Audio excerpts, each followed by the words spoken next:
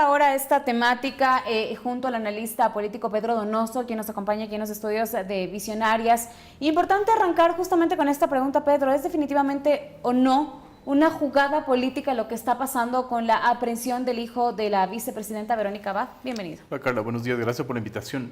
Yo no puedo afirmar si es una movida política, lo que sí puedo decir es que este hecho tiene efectos políticos. Esa es, digamos, esa es nuestra lectura, es decir, es como muy difícil sacar conclusiones, digamos, si no se tienen los elementos, pero sin duda finalmente nuevamente la justicia, ¿no es cierto?, tiene efectos políticos en la relación política. Yo creo que hay que señalar tres relaciones que hay que leer en ese sentido, ¿no es cierto? El primero es la relación ejecutivo-fiscalía, por ejemplo, ¿no? Todo en clave de hipótesis, que es importante hacerlo, pero finalmente hay la relación, digamos, hay que leerla. Es interesante finalmente cómo, porque además el gran beneficiado de esto es Daniel Noboa, sin duda, ¿no es cierto? Es decir, sabemos que la figura de la vicepresidenta es una figura complicada, ¿no es cierto? Sobre todo tomando en cuenta que él busca la reelección. ¿A quién va a encargar el puesto? Yo creo que dos cosas finalmente, ¿no es cierto? Lo primero es poder tomar, ¿no es cierto?, la vicepresidencia ya como una institución que pueda colaborar finalmente para la gestión, es decir, recuperar ese espacio perdido, si lo podríamos decir así, y segundo, lo más importante finalmente, de cara a las elecciones de febrero del 2025, ¿no es cierto? Pero ahí,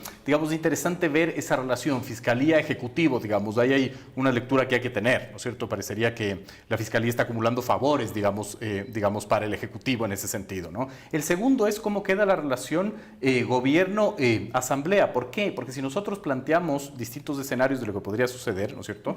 El primer escenario, que creo que es el menos probable, es el de un juicio político, porque los tiempos no dan, ¿no es cierto? La Comisión de Fiscalización tiene 3 o 4 procesos ya abiertos, entonces quizás el juicio político a la vicepresidenta no se dé en los tiempos en que se requieren, digamos, para la campaña.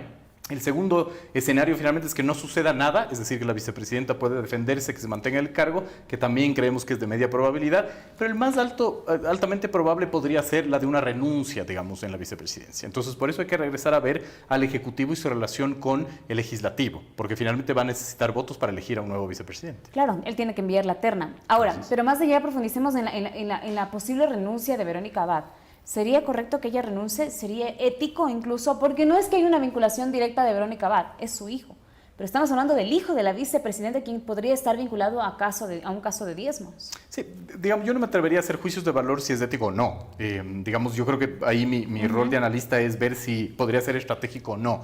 Y más allá de eso, ver cuáles son los escenarios plausibles, digamos, ¿no? Un analista lo que intenta hacer es, tengo estos elementos, ¿cuáles son los escenarios finalmente, ¿no? Y ese escenario podría ser, digamos, el más altamente probable debido finalmente a la situación, debido también al tratamiento que tiene el gobierno con el hijo de la vicepresidenta, ¿no? Es decir, nadie nos ha explicado por qué en La Roca finalmente, ¿no? Pueden haber elementos a favor o en contra. Y dentro del análisis político justamente no llama la atención la celeridad con la que se da este caso. Todos esos elementos llaman la atención. La celeridad finalmente, la manera como de una u otra manera se publicitó el caso. Ahí tenemos que hablar de criminología mediática, no solo en este caso, sino en el resto de casos también. Y el tema de por qué se llevan finalmente a un, digamos, procesado o a un acusado a La Roca. Ahí podría haber argumentos de que en La Roca puede estar mucho más seguro, finalmente no, porque a la larga va a estar en manos del Estado, o a la larga también es simbólico, digamos, y es un golpe político finalmente que se intenta dar, ¿no? Ahora, lo que me llama la atención es que desde el pasado día viernes que sale la noticia de la aprehensión del hijo de la vicepresidenta a la luz, hasta el día de hoy, martes, son pocos los detalles que se conocen sobre su aprehensión, sobre el operativo que se realizó.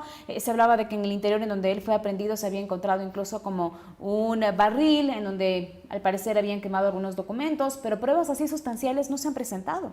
Entonces eso también de alguna manera mantiene en zozobra también a los ecuatorianos porque estamos hablando del hijo de la vicepresidenta. ¿No es momento de ya presentar alguna de las pruebas para decir sí, definitivamente tiene que estar tras las rejas?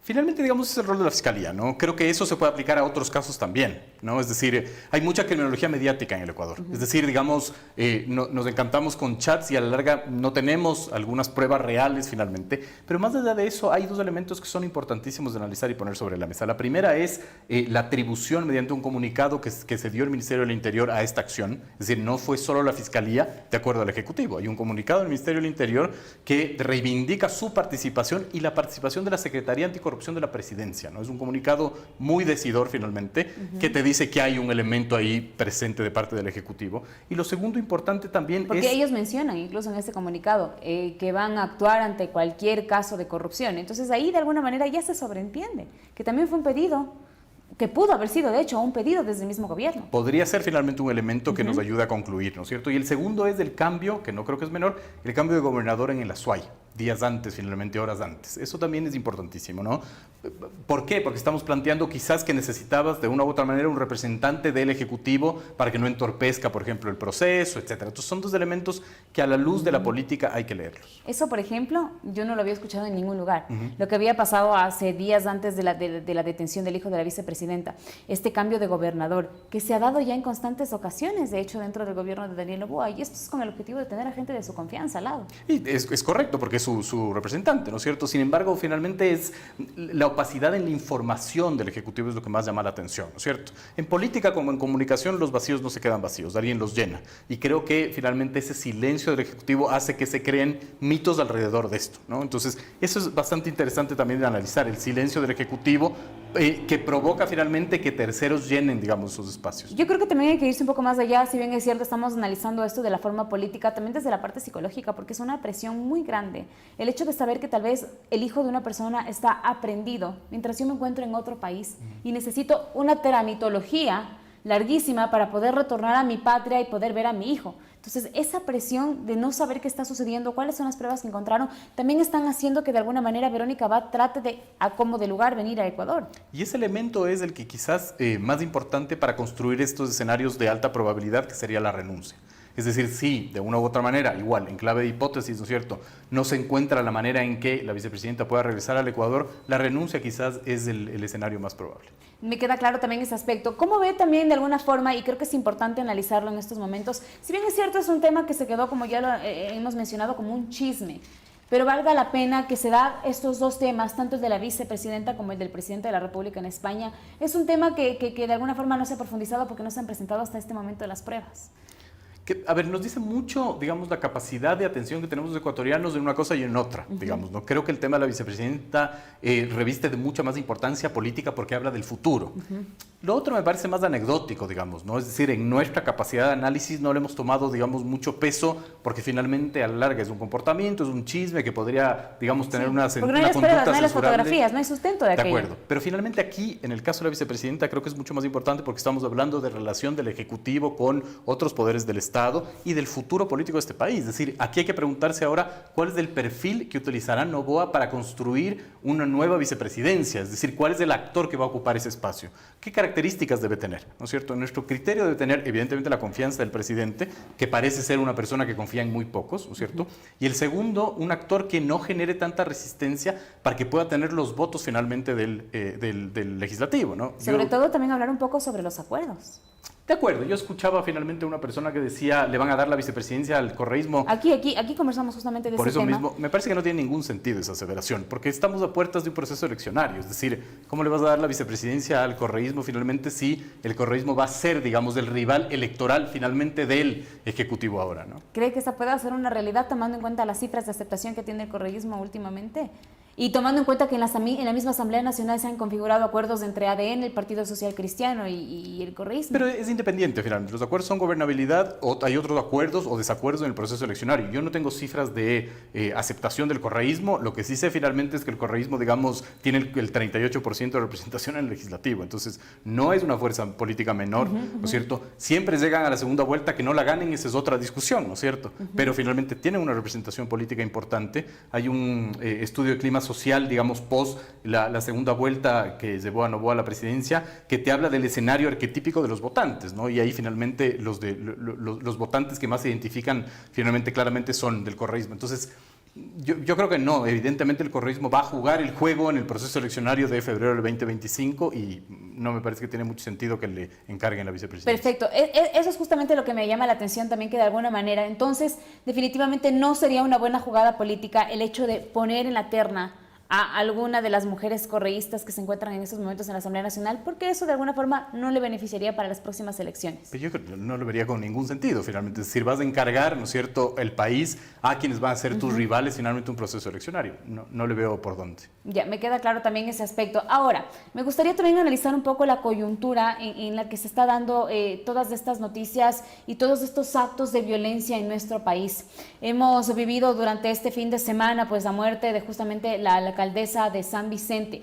¿Cómo afecta también al presidente de la República este tipo de noticias en medio de un estado de excepción?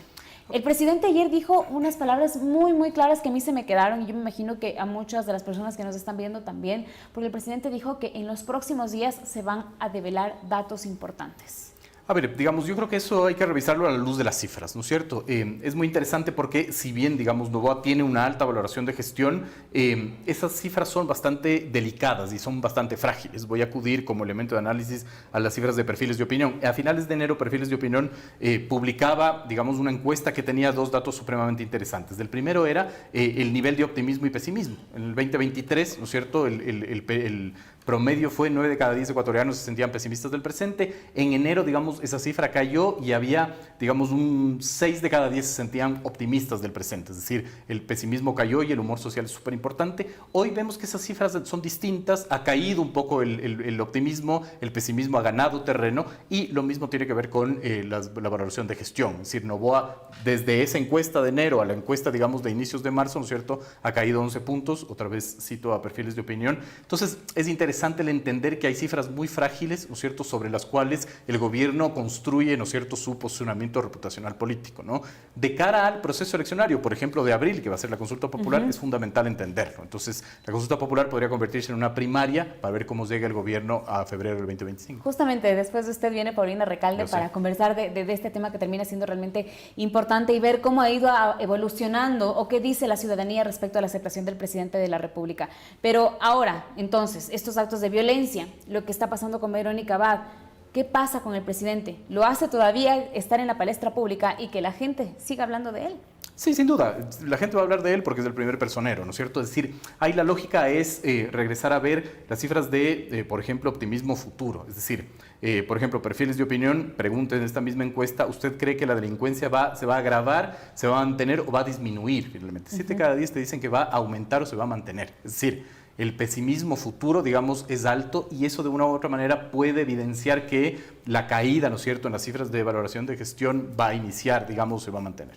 Me quedo con eso, Pedro, agradeciéndole muchísimo por acompañarnos esta mañana con este análisis. En todo caso, tenemos que estar expectantes de conocer qué devela la Fiscalía, que creo que en eso converge tal vez esta conversación, en qué devela la Fiscalía en torno a las pruebas que podría tener para tener retenido precisamente al presidente, al hijo de la vicepresidenta. De acuerdo, muchas gracias. Muchísimas gracias por estar con nosotros y tenemos a